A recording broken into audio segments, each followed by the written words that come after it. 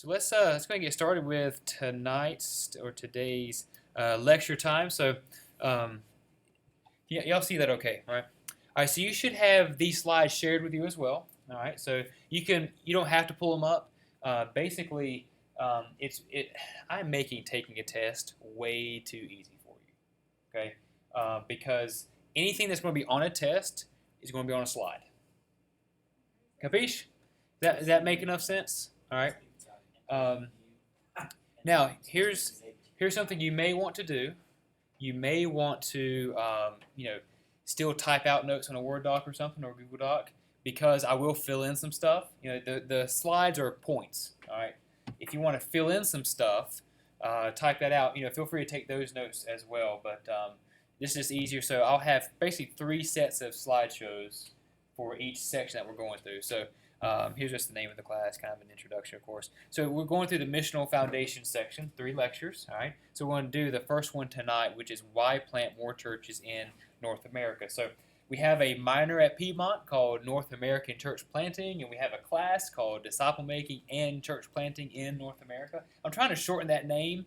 I'm toying with a few. I'm going to rewrite it for the catalog that'll come out next year. I have to turn those in like in May or something like that. So I'm going to take this fall to reword and make the course title short. But anyways, that's the way it is right now. So missional foundations. Tonight we're going to ask and then answer, hopefully, the question, why plant more churches in North America? So look, check out this quote by Peter Wagner. He's a missiologist. He's actually an international missiologist. I'm not sure if he's still alive. He might be. Anyways, he's done a lot of missiological writing on international things. He said, planting new churches is the most effective evangelistic methodology known under heaven. What do you think is unique about that statement?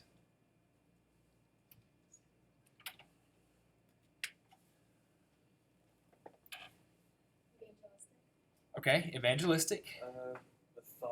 I've never seen that word before, so Methodology. that thing. Methodology. So evangelistic methodology is the phrase that sticks out the most to me. So have you ever thought about church planting as an evangelism strategy? Have you? You've thought about that? Only because you've said it to me. Only because I've said it. So for those of you who are watching the video, you may not be able to hear the students when they say things, so I'll try to repeat. The microphone's not working, so it's not going to do anything. We're having some microphone issues, so I'll just try to repeat. So just give a little time for that. So have you ever thought about church planting as a evangelism strategy? Because when we think about it, getting a new church started, planting a new church, what do you think of? A Sunday morning Sunday school, Sunday morning worship. You think of discipleship. You think of kids ministry. You think of programs. You think of Bible teaching, pastors, deacons, offices, buildings, steeple. You think of those things, but we often don't think of church planting as an evangelism strategy. Okay, so we'll walk through that and I'll start to make a little bit more. Start to be a little more clear. So let's ask the question: is from that, if it's the best evangelism method known under heaven, let's kind of test that. So is it good? Is church planting a good evangelism strategy or method? All right, because then we have to go first. We talk about evangelism method. Church planting is a strategy, and also under church planting there was like sub-strategies. So that's next semester's class if you're in it. So yes, go ahead. Can I go back a slide? Oh, thank you. Okay, so he may not have the Google Slides app downloaded. He's learning a new app he has to download every time I talk. So yes, it'll be on there, Kyle, on your slides. Is church planting a good evangelism method or strategy? So here are some facts for you. All right. So if you see anything like this, assume it's probably gonna be on a test. Something like, hey, list one of the 4 facts of answering a question. Is church planting good? Something like that. Yeah. Can I write on the slides or that change yours? No, you don't have editing rights. Yeah. So you can just view is how I have it set up. But here's what I can do for next class. Maybe I can export them into a PDF or something. If you want to open and type on that, I'm not sure if that'll really work. But That'd be hard to spend in like copy and paste and everything. well, it could be maybe maybe I can make a version that you can copy from and then do that. Like give you a version you can edit. I can download that and share that with everybody. So there'll be a viewing version that you can't change. That's my stuff. Because this will, next time you come, there'll be 10 new slides kind of a thing that you won't be able to change. But anyway, so yeah, I'll work on that for next time. That's a good idea. All right, so statistically, new churches have more baptisms than established churches. That's a known fact. Church plants baptize often the first 3 years up to 10 times more people than an established church. Doesn't mean an established church never sees baptisms. The church that I'm a member of right now, Calvary Baptist in Winston, and it's a large church, they baptized 150 people in the last 12 months. That's pretty cool. That's 3 times the size of my previous church, just in baptisms. All right, so that's really, actually it was their in their top 5 of years of existence for highest baptisms, 150. They haven't seen that in like 30 years. That's really cool. Right? So 150 baptisms. So they're an older church. They've been around for like 90-something years. So it doesn't mean they don't do baptisms. But we speak of it in general. We start averaging numbers. The older a church gets, statistically, the fewer baptisms that they do. All right. So you're talking about evangelism strategy. Here you go. Statistically, new churches have more baptisms than established. They statistically grow at a faster rate. All right. Get going, you have higher percent of increase each year statistically because of baptisms, largely, and those are tied together, than an established church does. It can bring new life to a declining church. All right? So there's some church planting strategies that involve merging with existing congregations, where the 2 churches become one, or a new church plant partners with a church. I was a part of a church plant that did this in town, Revo Church. There was an existing church on north side town. And they said, hey, we want to merge with you guys. So they actually started a second campus, but has a different teaching pastor up there. And so it revitalized completely through a merger a declining church that had like 23 members and a really good-sized property, a sanctuary that can hold like 200 people and stuff. And so they merged, and so it kind of brought new life to a declining church. It can also, whenever churches who are participating in church planting, churches that are supporting church planters financially, they're raising up and sending out church planters. They're letting people go. I think of an example of the Summit Church in Raleigh-Durham with J.D. Greer. They plant campuses, but they plant a lot of churches. So they sent 25, 30 people to come help plant Two Cities Church. That's starting in 2 weeks, September 11th. A little plug for those guys. I saw a call today. They're really cool. We're having lunch next week. And so it could be part of it could kind of bring new life as you see, hey, we're a part of something big here. We're helping birth or start a brand new church. And I would say it's the best strategy for gospel saturation. Right? You got another document that I've shared with you as well called Definitions, I think. It's called Definitions. And so gospel saturation is something that we are going to define. Okay. So just, and that document, I actually just thought of the idea this afternoon of, we're going to talk about a lot of terms. It might be good for you to have one document that has all of our terms. Okay, so here in a second we'll be defining church planting. That'll be a term that we can put on there. And as we go through and just list things, it might be helpful for you guys. And if you see some stuff from your reading that you think is a really good term, add that to it for the benefit of the group. That'll be a good thing, good little resource for you. So, gospel saturation is essentially what does it look like for every man, woman, and child in a specific geography, in a town, a community, a city, to have repeated opportunity to hear, see, and respond to the gospel. What does that look like? A lot of church planting strategists will say that to see saturation happen, you need one church for every 1,000 people in a community.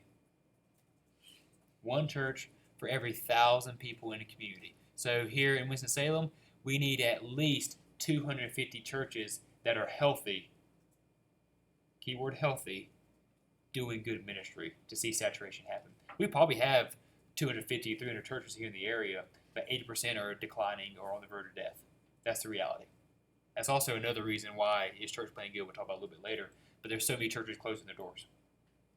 Right? So I think it's the best strategy for gospel saturation is you're planting, multiplying, filling new places with churches that don't have one. Church planting is not specifically commanded in the Bible. Does that surprise anybody? Sorry.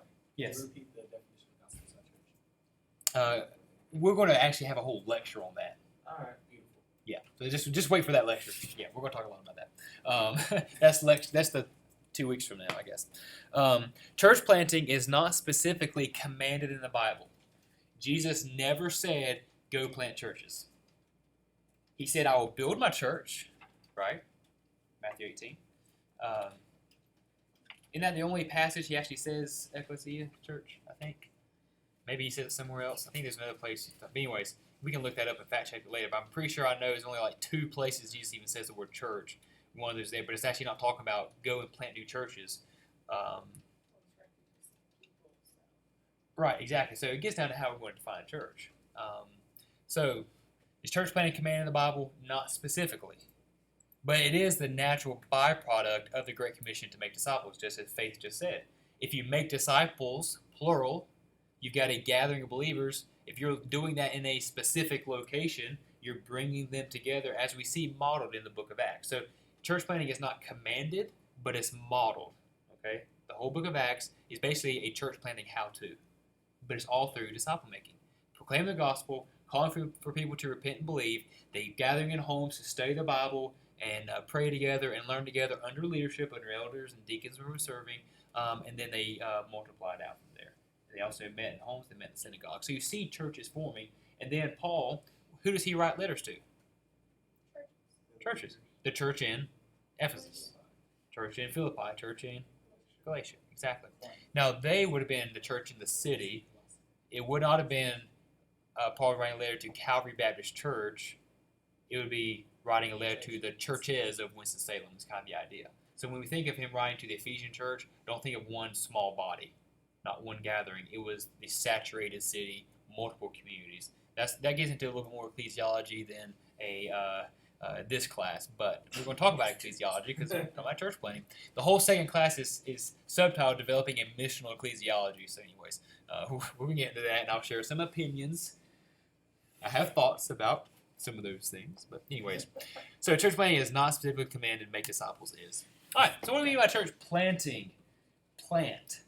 Why did that stick? Why did all the church planting books? Okay, so our textbook, planting missional churches, all right? There's 2 kind of common metaphors, I guess. There's a botanical, plant new churches, and there's a human one, birth new churches. Okay?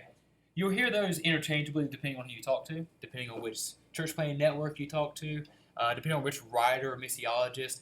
It really just comes down to they're saying the same thing because a plant is a small little seed put to the ground. It's taken care of, it's watered, it's cultivated, and then it grows in order to what?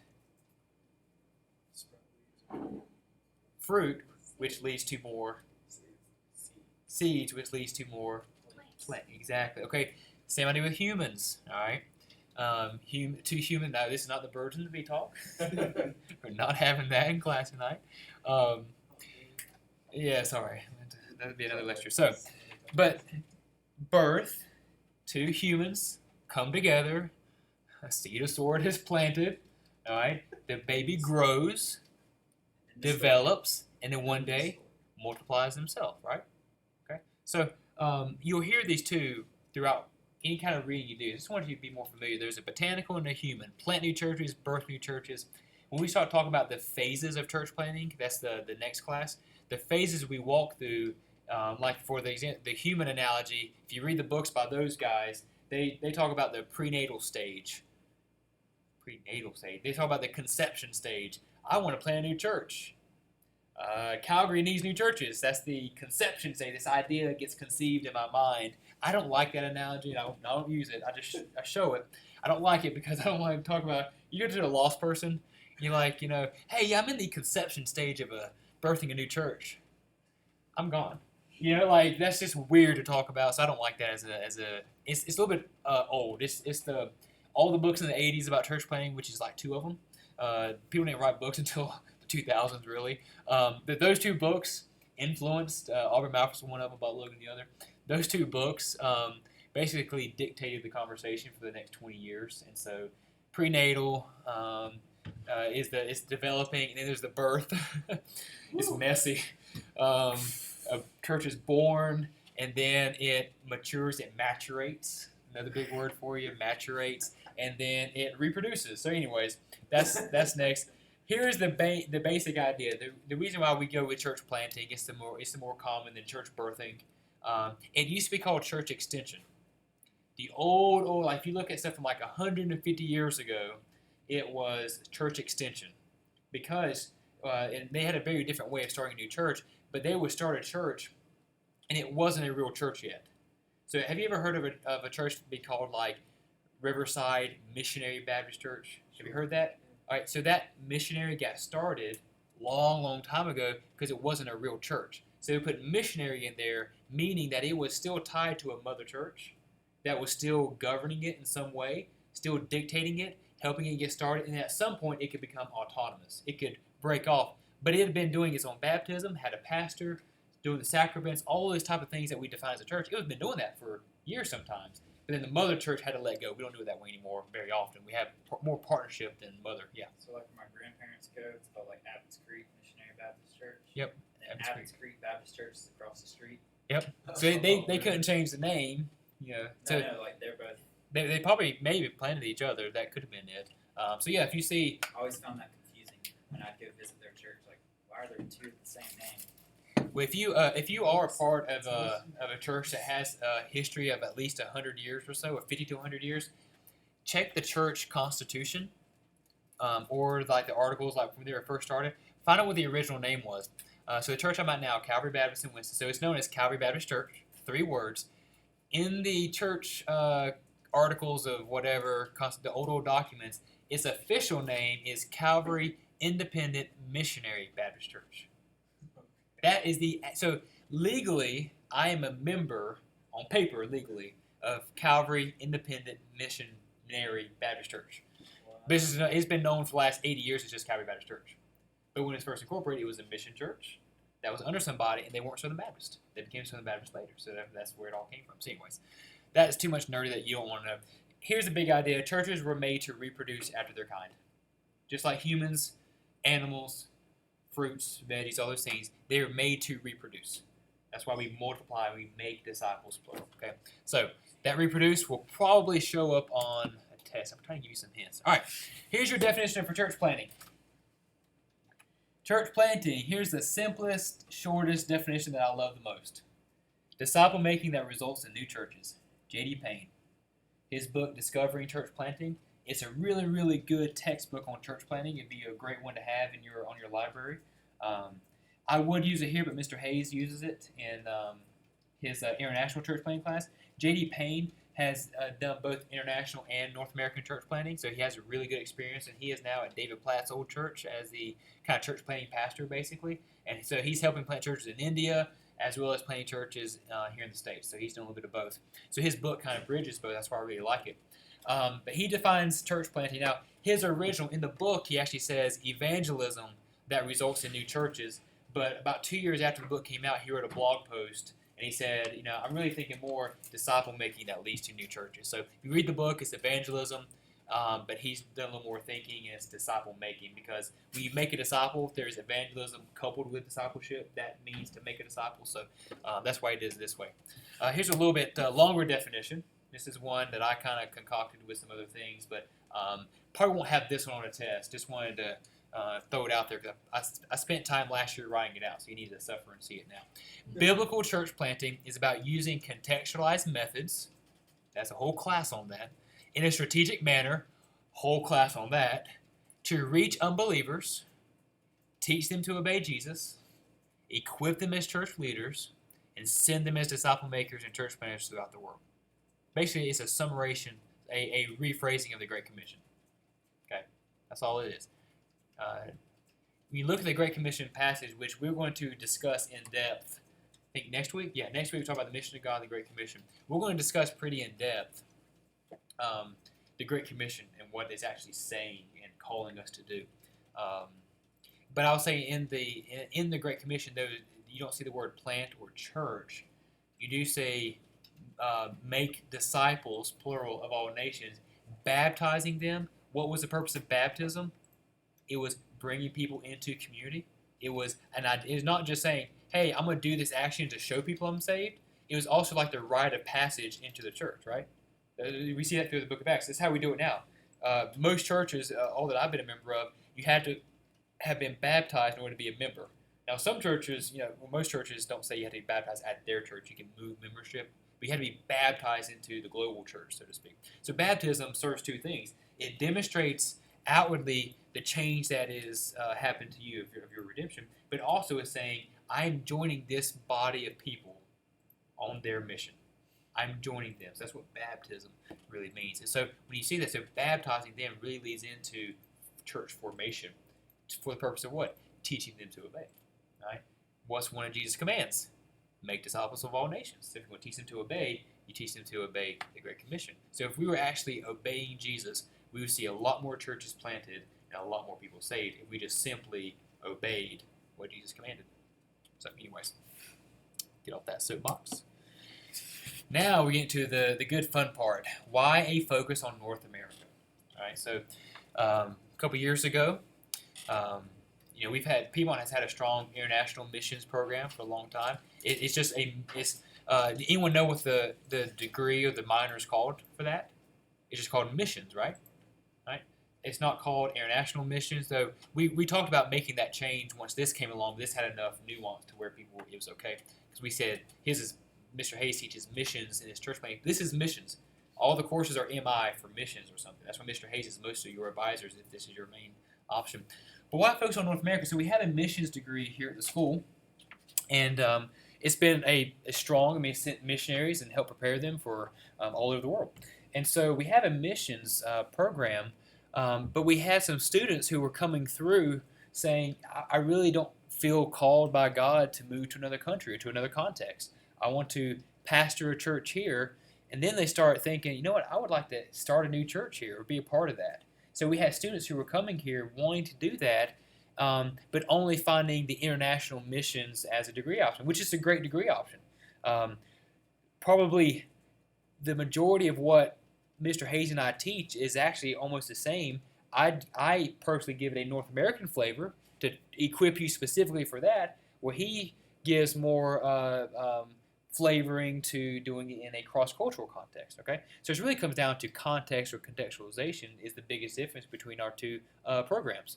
But there's enough difference to where it was decided that we should have another program. We talked about maybe just doing one class. You do the missions degree and you take one class on North American missions and do the rest. We talked about that, but we really wanted a full minor because there's a lot to mine into. And so that was probably one of the purpose. But why is there this focus on North America all of a sudden? Church planning for the last decade has been kind of a hot topic. All right, that's actually what got me into it, because it was trendy and I thought it was cool, so I wanted to do it. God redeemed that. Glad for them. I'm thankful. That was my first thought about church planning was, man, all the churches in my community are bad. They're boring. Nobody wants to go to it. None of my friends wanted to go. I was like the only 17-year-old, other than who's my wife now, Jill. We were only 17-year-olds in our church. Why? All of our friends left when they got their driver's license. A little freedom, they're gone. And that's typical. If you grow up in a youth group, that's typical. So you started noticing. So I was noticing, well, man, all my friends are leaving. Everyone my age seemed like weren't really involved in church. So how about we start one that fits us great? Cool smoke machines, epic sermons, great videos, skinny jeans and a goatee, or I guess what's a little soul patch? We have all that kind of cool stuff. That was Dustin church playing when I was in your shoes as a sophomore, junior, senior. So, what happened? No. I should just keep going. There's an outburst of laughter. I think someone passed gas. That may have been it. So. Did I say something off, Faith? No, I just thought about something that you said before that. What did I say before? I'm curious now. You said before. Well, it's about the church that you wanted to What did I say about it? No, like the name that you wanted to call it. Oh, we don't want to talk about that. Shut up. You can't. Okay, yeah, hush. So Nokomis is alluding to something that I told him in confidence. It better stay that way. If I learn to trust you guys by the end of this semester, and you too, Jamie, if I end up trusting you, then I will I'll bring that journal. Basically, I had a journal that I did sermon notes for chapel and church, and I'm just gonna be honest, some chapels were just awful and boring. They're better now, a lot better now. But there were some. Anyways, yeah, because I'm speaking at one. No. I mean, that one will be good. But so whenever there's like a chapel mess I really wasn't that into, I was like, I would think of names for this church plant that was in my head, and I've got some fun names. Nokomis knows a few. I think you've seen that notebook. So, anyways, my wife, the first time that Jill, my wife, saw that notebook, it was like literally a year ago, maybe. I had this journal since sophomore year of college, so it's like 10-year-old journal. She's and I is by the bed one night, and we were laying there going to bed. I think we had just kind of read our Bible together, and I was putting the Bible back on the shelf because I could like lean over and get the bookshelf. So I put the Bible back, and it was right beside that old brown journal. I'm like, what did I use that? I was just curious. I have a bunch of journals laying around, so I pulled it. I'm like, I can't remember what I used this one for. I opened it up, and Jamie, to pipe in, you got something to say? I'm in the middle of my story. Oh, please bring that journal. I will, Jamie. I will. I'll bring it to class, and then I'll maybe scan you a picture. Who knows? So anyway, so I pulled it off the shelf, and I'm like, oh, and I'll open it, flip to the back. I had actually filled up the journal with sermon notes because it was full. I think it's full. So anyway, I get to the end. I'm like, man, what are these last 2 pages? There's these columns. I look at these words, and I start laughing. Just like, what are you? It's like 11 o'clock at night. She goes, what are you laughing at? And I'm like, do I trust my wife? Because there's some really. So I leaned over, and she goes, what are these? I'm like, potential church. It's like 80 things listed. I'm like, potential church names? She goes, you're going to name a church what? And so she starts reading. And she's, the one he said, the one I heard him say was like at the bottom of the list. what's the one? I can't say it. Can't say it. Okay. Told me I can't say Okay. it. Like, I didn't even mean to say it. So Is it the one I created? Yes. Okay, I made up a word. A word that's not in the dictionary. I took 2 separate words and combined them for a church name. So anyways, I will bring that in if I trust you guys. Weird thing to say. Oh, gosh. I brought that journal to class last 2 semesters ago in the church. We actually had a lecture on naming a church and thinking through that, and I brought that. So anyways, I've got that journal. I'll bring it one day. Sorry, online people, for that long-winded explanation of that. All right, so why I focus on North America? Well, let's kind of understand what North America is first of all, okay? So why North America and not just church planting in general for the program, for even for this class? Well, geographically, we're going to talk about mainly the U.S. and Canada. Now, I think Mexico is considered North America. I'm not exactly sure because it used to be North America, then it was Central America. But anyway, some will say it's still North America, but because of language and very different culture from the broad, that's why we don't consider it. Mr. Hayes, if you're called to church planting in Mexico City, you need to be in Mr. Hayes' class. That's just it'd prepare you a lot better. Geographically, we talk about the U.S. and Canada, all right, as North America. Culturally speaking, we're talking about a Western worldview. All right, we kind of understand that a little bit. Western just basically means predominantly the U.S., but also like England, Western Europe, a little more first world, and it's strong economies, that kind of thing, a little more Western. There's a worldview that's Western. I see at the bottom, very consumeristic and some other things. Postmodernism is kind of one of our cultural identities, even though many are saying it's dead, and there's a postmodernism kind of coming. But we still talk about postmodernism because the majority of people understand that better than the others. Very pluralistic, which stems from a postmodern worldview. So pluralism as far as beliefs, and we're seeing that head on in politics and in court decisions right now. We saw that with the HB2 law here in North Carolina a few months ago. Transgender bathroom, discrimination, those type of things. Those all stem from the issues that pluralism naturally brings. Okay, secularism would fit with the postmodern part as well. We're becoming a more secular society, and consumeristic. That kind of identifies us more so than it would Malawi, Southeast Asia, Mongolia, some other world nations. And then linguistically, we have one main language, English. Most Canada has dual language, English and French, but the only French-speaking part is Quebec, which is only one of 13 provinces. And so the majority of Canadians speak English. A small handful speak French. They all But speak English, though, right? yeah. In Calgary, I have yet to meet anyone. I mean, you meet people of other languages, but they all know English. Some of them are like dual language. Actually, no. All the One kid that was there only spoke French. He legitimately There's a handful, yeah. They came over from Montreal or somewhere. There's a handful, but most, broadly speaking, most everyone speaks English. So, but yeah, so like in Canada, since we're talking about, and I'm moving to Canada in a couple months. So I know a little bit more about Canadian stuff right now. That's actually kind of fun. I get to speak into both because I've lived in all of North America now. Well, I will have lived. In Canada, there's two official languages, English and French, and so all their like road signs and packaging for food labels has to be in both languages. Where here we have one. We expect assimilation. If you move from another country, you better figure out the American way of doing things to be able to communicate, or we're not going to be that welcoming. That's kind of sad in some ways, but you understand to maintain some national identity. That's a big discussion. That's a big discussion now with refugee crisis and that sort of thing. Letting too many immigrants in versus letting more in. That's the big debate. We're not going to debate politics in here right now for that kind of a thing. I will say that the church welcomes strangers because we're the strangers that Christ welcomed. But we also want people to obey the rules. If you could sum all that up in one word, what would it be? Sum all what up? What everything you just Jesus? Oh, Sunday school. I was asked, can I sum up that in one word? No. Jesus is the answer. Okay, so here's continue. Why focus on North America? I would know these. Hint, hint. Which professor here says hint, hint? don't Was that Bowman? Is that Dr. Bowman? Yeah. Hint, hint. I'll be the new. I can't be the new Bowman. That's heretical.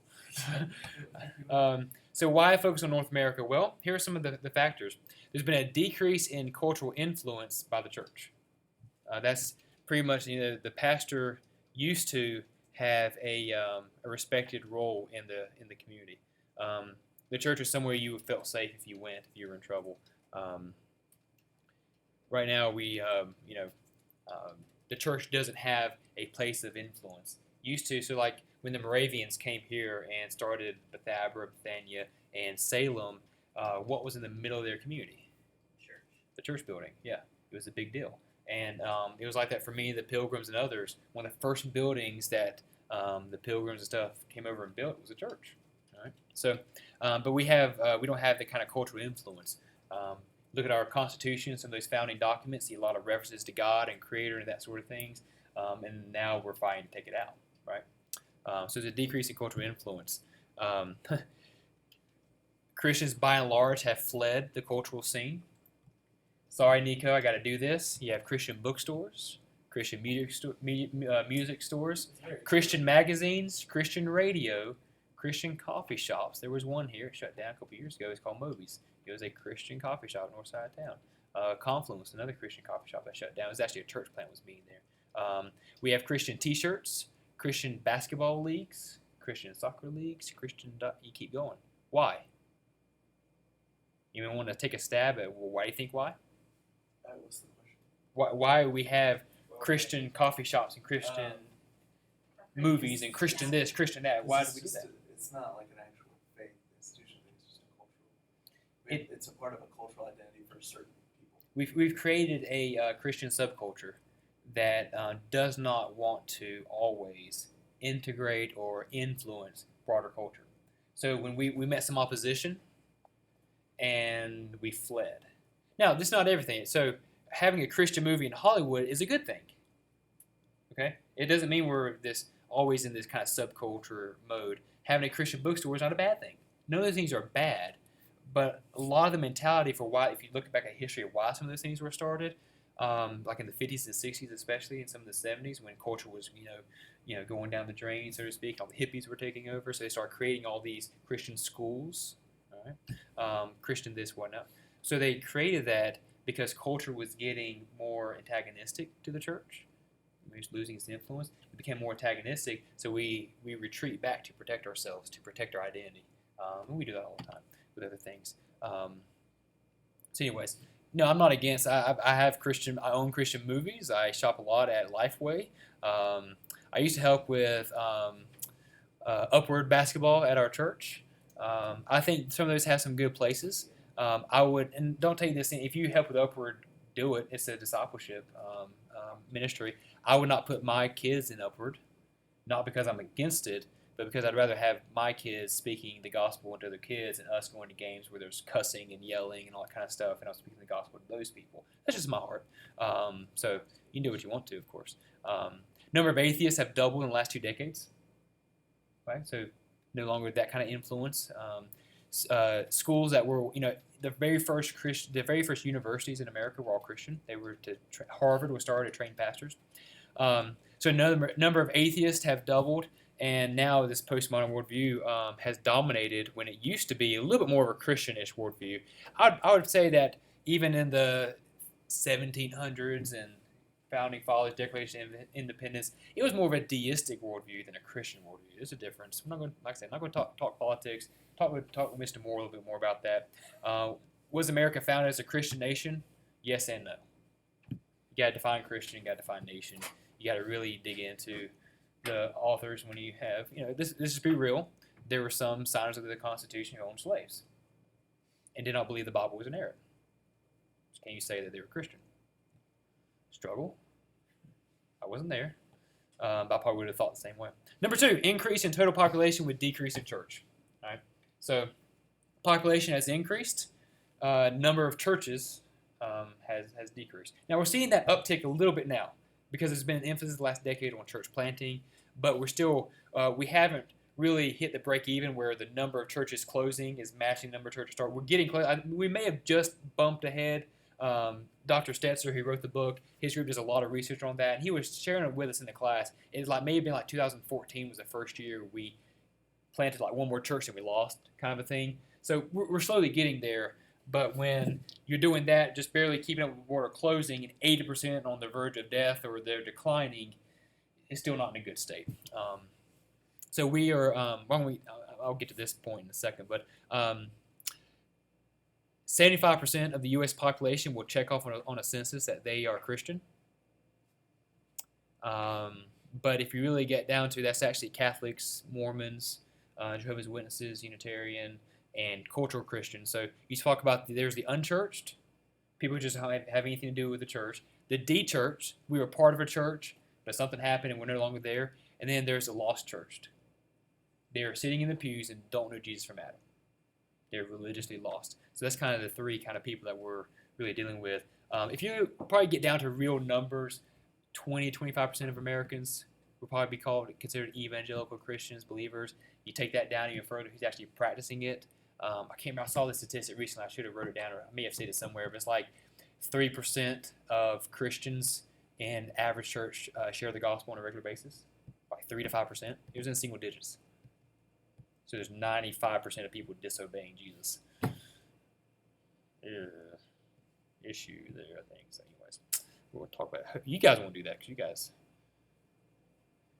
you guys want to learn better, right?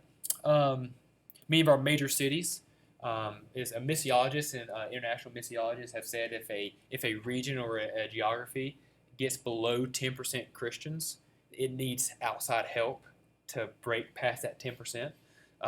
So Calgary is 5% Christian, so it needs help from the outside to come in. And North America as a whole is getting close to that range. We're getting very close to that kind of 10%. But we're going to have South Korea, Nigeria, and China start sending missionaries to the States. We're getting to that point. Probably all we need to start coming now.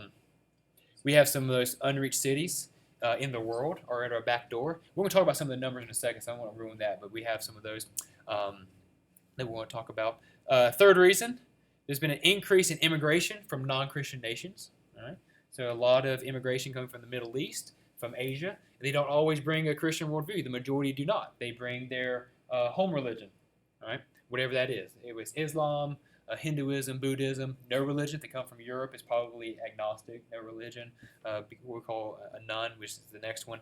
There's an increase in nuns, not Catholic nuns, but those who on a census will do religiously unaffiliated.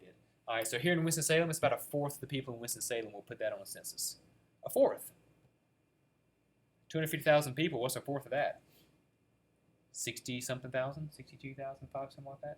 A lot of people say that I just have no religion. I'm not Christian, I'm not Buddhist, I'm not Muslim, I'm just no religion. You get closer to Northeast, Boston gets into the 70%. A Catholic city as Boston is. Now almost 75% say they're a nun. There's no religion. Fifth reason: statistics on lostness in North America. So let's go through. It's messed up a little bit. Let me. Well, we can still see it. That Minneapolis-St. Paul's a little convoluted. So okay. So here's a map of North America. So here's just a handful of cities. I just kind of chose some of these at random for specific reasons. But let's look. Let's go from left to right. L.A. Now these percents are the percent of non-evangelical Christians. Okay. So it'll include nuns, Muslim, Hindu. Most Catholic is included in this because Catholicism, by its theology, what we would say, is very, very far from Orthodox. So they're not considered evangelical. I think there will be some Catholics in heaven. I think most of them will be surprised they got there. But the dogma, the teaching of the Catholic Church is faith plus works, sacraments, the church authority. So that's why Martin Luther had a big deal with it. We're celebrating the 500th year of the Reformation next year. Isn't that cool? October 31, 1517. Martin Luther, Wittenberg Church, nailed his 95 Theses. It got us in all kind of trouble. But that's why we are Protestant, not Catholic, because of what he did. So anyways, Los Angeles, 90.4% lost. You know what the population of LA is? Like 8 or 9 million, something like that. Over 90% don't know Jesus. Now, in that number will be some pew sitters who don't know Jesus. Okay, so we need to find evangelical. There's some qualifiers for that. Portland, about 89%. Portland, Oregon.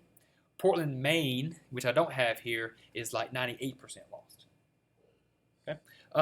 Salt Lake City, hub of the Mormon Church, 95%. Provo, Utah, which is basically the true capital of the Mormon Church. They're only like 40 minutes apart. Most lost city in the U.S. 99.5% lost because it's mostly Mormon and secular. Right? So Salt Lake City, Provo, Utah, they're right in the same, kind of like Winston Greensboro. 99.5. And Salt Lake City is 95. Provo is 99.5. Minneapolis, St. Paul, about 87% lost. Calgary, where Jill and I are moving, 95%. And talking with the church planners up there, thought, yeah, that number's probably closer to 97, 98 when you actually get down and really dig in deep. All these numbers were put together by the North American Mission Board. They had well-qualified trained missiologists who started doing, if you go to Wikipedia, Calgary is 53% Christian. But to them, Catholic is defined in that, and I have talked to several Catholics in Calgary, and a Catholic in Calgary means my grandma was baptized and went to Mass once or twice. It's a cultural thing. There's no actual gospel identity for a Catholic in Calgary, really anywhere in America for the most part. More so in the Spanish community, they're doing better with it. Montreal, French-speaking Canada. The Quebecois, or Quebecers, I think, is the better way to say it. I would never say it right. Quebecers, I think. The largest unreached people group on the North American continent is the Quebecers. They're classified by missiologists as an unreached people group, just like what we're sending missionaries to Northern India to do, where they're like 0.001% Christians. They're at 0.05% Christians. There's been some really cool church planting stuff happening there. We got a city of like 3 million, and you've got like a handful, like a dozen churches doing stuff for 3 million people. So they're working on that percentage, and there's some really cool things happening. Boston, Massachusetts, 97.5% lost. Pretty much the Northeast, the whole Northeast, Maine, Vermont, Connecticut, New Hampshire, Massachusetts, New York, by and large is around that 95 to 99% lost. Vermont, is it? I had the number here. Let me see. Yeah, the state of Vermont is the least reached state in the 50 U.S. states. It's between 1 and 2% Christian. There are dozens of Muslim nations with a higher percentage of Christians than the state of Maine. We could do numbers on all cities, but this is also why mission boards, kind of like the one I'm going with, North American Mission Board, they are focusing on these cities because of the high percentage of losses and high concentration. Was it 70 to 80% of the U.S. population now live in urban centers in big cities. So that's changing our missiological strategy. That's why you see a lot more focus on going to New York and D.C. more so than like my small town of 40,000 people. New York City is about 94% lost. The largest city is the largest city in North America. One of the most diverse. Toronto, Canada is about 96%. It's not on here, but it's about 96%. Winston-Salem, 70%. That's surprising. So standing right here, there's a church that meets on campus. There's a church two blocks down this way that meets every Sunday. There's a church right here that meets every Sunday. There's a church back here that meets every Sunday. And this neighborhood where your school is located is the most unreached neighborhood in Forsyth County. Did you know that? This neighborhood is 72% lost. Stand on the top of Griffith and look that way towards Silas Creek. So from Peters Creek to Silas Creek, come back up Main and cut off at Business 4421 out here. That neighborhood is West Salem, 72% lost. You've got 4 colleges in that quadrant, that little, basically the neighborhood. You've got Piedmont Bible College, Salem College, an all-girls, very liberal arts school. You have School of the Arts, and you have an HBC, a historically black college, Winston-Salem State University. 4 of the most diverse kinds of schools that you can have in an area. And one of them, which has the lowest number of students living on campus, Piedmont, is the beacon of the gospel for this community. So it's the most unreached right now in Forsyth County. Ooh, go Bruins. Where I live, close to Wake Forest, is the second. That's part of the reason why we bought a condo there that we just sold. But so, what should motivate us to plant more churches in North America? Statistics. Jesus. Yeah, Jesus. That's good. It could be number 5 down there. You have to write your own. They pay us the big bucks. Not all the time. Just let those numbers soak in. Pull up that map sometime. Save it as a JPEG. Maybe we can do that. Print it. Put it on the wall. Just think about this. This is our country. I'm going to show you just another number in just a second that might blow your mind a little bit. It blew my mind when I first saw it. What should motivate us? Yes, the gospel. Statistics on loss should motivate us. Desire to see gospel saturation in your city. That should be a motivation. A heart for the Great Commission. Health of your sister churches. When churches are planted statistically in an area, other churches benefit and become healthier as well. And your own story of gospel transformation. God radically transformed and saved and redeemed your life. He can radically save and restore the lives of the 21 million people in Metro New York City, 94% of which who don't know Jesus. He can radically transform the lives of every man, woman, and child of the 1.4 million living in Calgary, which is why we're going. It's cold, secular, but lost. So, what would you add? God's glory. John Piper wrote in his book, Let the Nations Be Glad, that mission exists because worship doesn't. God's glory. What else?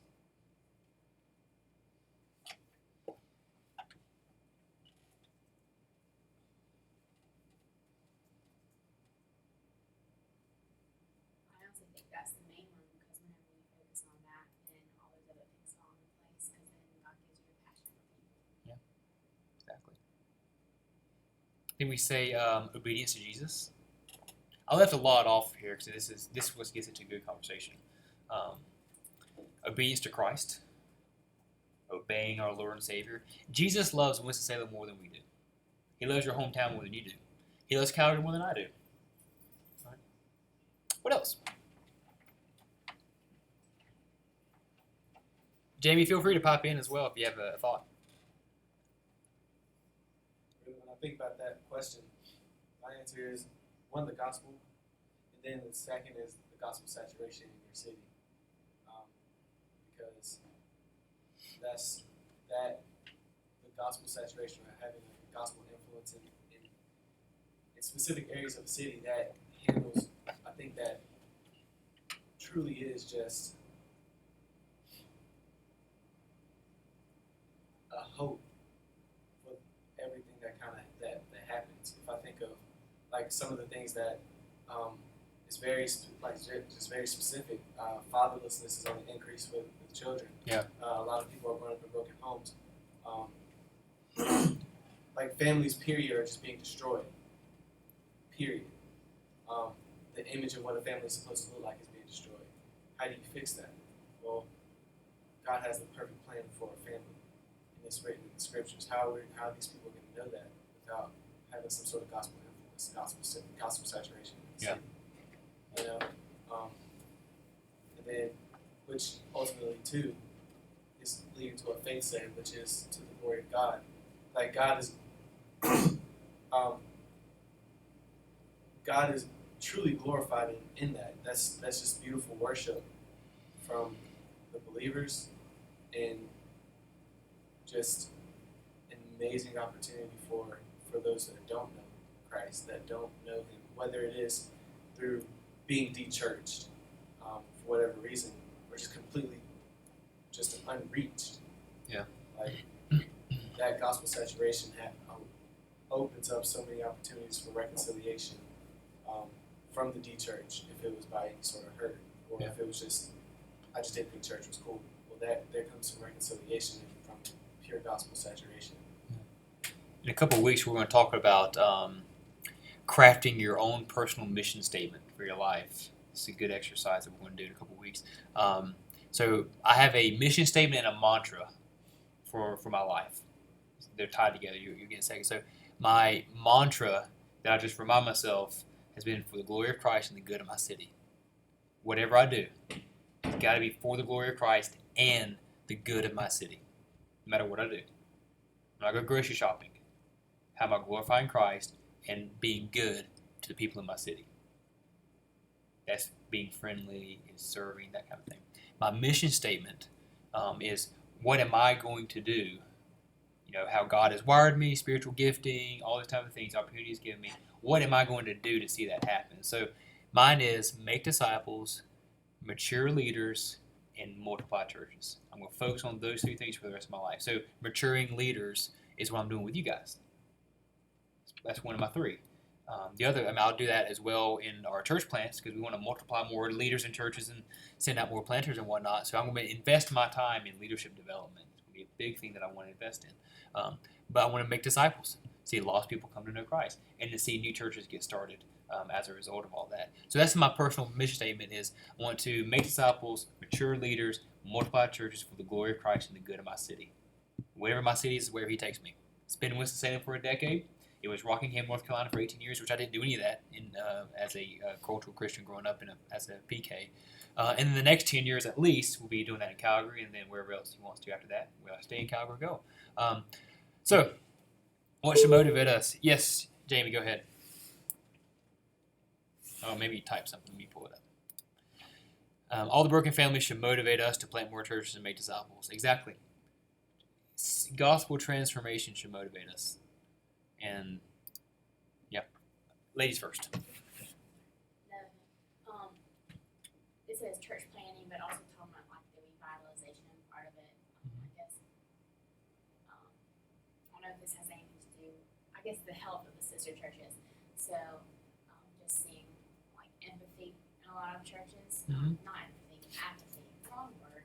Apathy in a lot of churches. That's something that I think everyone at one point has struggled with. But whenever you truly see what our lives are for, and when you truly see your state that you were in, and then what Christ has saved you from, that is our drive, for His glory, that whole thing. And so to revitalizing churches and all that, will then plant other churches, a dying church to come back to life and plant others, and just for Christians to not just sit there, being saved, being a part of the body of Christ, and then just being okay with that. Yeah. I'm glad you said about revitalization, because as I said last week, we're going to talk a lot about that too. A lot of these things most of this applicable across both ways. My pastor, Rob Peters at Calvary now, he took over a struggling, dying church plant in Weston, Florida, in a city that it was about 97% lost as well. He took over a struggling church plant in a young, growing community about 17 years ago, and revitalized it. And they planted 5 churches in their own community, and they helped birth a church planting movement of 1,000 churches in Cuba. Yeah, church of 1,500 people helped plant 1,000 churches in Cuba, and 5 in their area. That those 5 combined were like more than 3 times the number of the people at their main church. But part of their revitalization effort was getting involved in church planting. So then I asked him, I said, well, why did you leave? Everything was going good for him down there. So I was riding with him in the car last week. And I said, so why did you leave there to come to a struggling megachurch here in Winston-Salem? He said, he's like, well, I love to fix broken things. Because it mirrors God's redemption. God fixes our broken lives, kind of like Jamie just said about broken families. He's like, I love to fix broken things. So maybe God's calling some of you to be part of revitalizing a struggling church. That'll help with those numbers.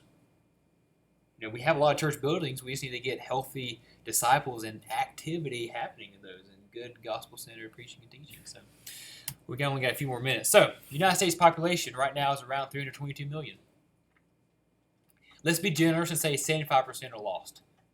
And it's not weird to say generous for that, but it's probably in the 80s if we really want to get realistically and get down to understand. But we'll go with 75 as a kind of a clean number. That means that over 241 million Americans need Christ.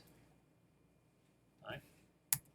Canada, talking about North America, 35 million people who live there right now. So it's almost a tenth the size of the U.S. It's larger land-wise, but smaller people-wise, a good bit smaller.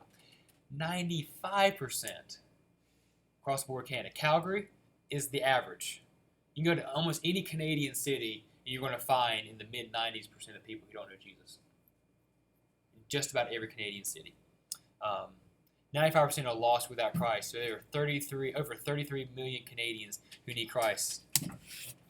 275 million North Americans. We constitute the 3rd largest mission field on earth. Who rivals us? China and India. China and India. India number 1, China number 2. Us number 3. If all the lost people of North America were combined, it would be the 4th largest nation on earth. So If all of the lost people of North America, these 275 million people or so, if all of them were combined, and just the lost people would make their own independent nation, it'd be the 4th largest nation on planet Earth. It's a little sobering. This lecture is not supposed to be all sobering, but it is by necessity. So we're going to get happy, though, because next week we're going to look at Genesis. Actually, we're going to look at the whole Bible. We're going to talk about the whole Bible and God's mission. To see how we can change this. It can be changed. So what can we do? Great Commission. Very, very simple. Go, baptize, and teach. It's not that hard. You got to do it. We're gonna explore that in depth next time. That's the last slide. So any concluding thoughts or questions? I think one thing I was going to add, I think Faith and Nico hit it dead on the nail of what our motivation should be to plant churches. You know, God's glory. You start with that. You start to see through God's glory who He's revealed Himself to be in Scripture and His sovereignty. And you see the brokenness. I think also you develop a love for a certain people or culture. Not that you love the world, but that you love that. Because what makes a culture, like a subculture, like you said, is we think very similar, you know. Yeah. Like for me, I know my dad's family, they all live in Seattle. I was born there, and then when his job changed, we moved here. But my mom grew up in North Carolina, and it's crazy how they met in college and all this stuff. Mm-hmm. But it's been cool for me to see my mom's family and my dad's family, even though they're actually both believers. Now I've lost, you know, like everybody else, but it's interesting to see how my southern family, who are followers of Christ or claim to be, their mindset of mission, of how they reach people, versus my family on the West Coast is so different. But at the same time, like, you you were saying, I think for us it should motivate us to know that there's no one set structure that works. Yep. You know, and it's, You have to and rely it a goes lot down on this where cycle. God leads you and what He calls you to. For the last 5-6 years, God seemed to call us to college students. We just had a heart. That's why we bought a condo right at the back door of Wake Forest. We were working here on staff, so it just seemed natural when we were burdened. And so the small group that we started at our church was 3/4 college students.